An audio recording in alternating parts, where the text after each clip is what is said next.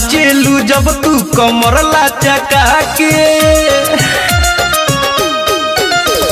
नाचेलू जब तू कमर लचका के, लइका तो लइका हो बुढ़बो भीता के, जब ओढ़नी कमर में से कसेली रे छौड़ी जब हंसली रे, दिल में पटेल जी के धसेली रे,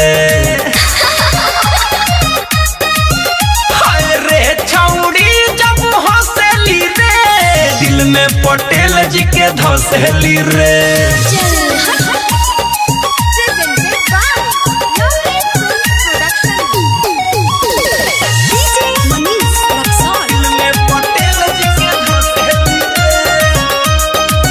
और हमारे से कर ले मोहब्बत के साटा, चाही तो बोल लिख दी 2-4 काठा, कारे बिगहवा लिख दी का।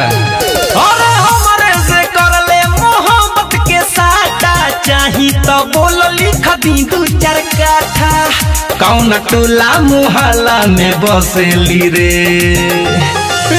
छौड़ी जब हंसली रे, दिल में पटेल जी के धसेली रे,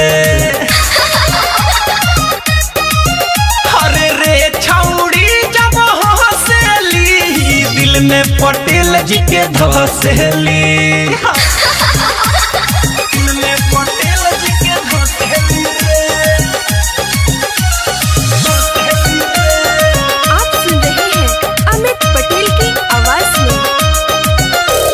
छुए दे हमरो के अपन तेना भी, धर हईले जो बलोर के चाबी, उधर फॉर्च्यूनर भी लगा है। और छुए दे हमरो के अपन तेना भी, धर हईले जो बलोर के चाबी, जब केहू के नहीं बकसेली रे छौड़ी जब हंसली रे, दिल में पटेल जी के धसेली रे, रे छौड़ी जब हंसली रे, दिल में पटेल जी के धसेली रे।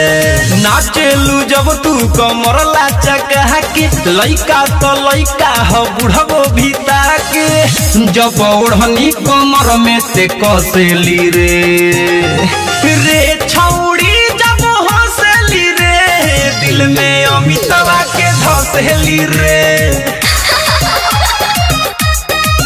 अरे रे छौड़ी जब हंसली रे, दिल में दीवा करके धसेली रे। सुन हवेली राजा ना।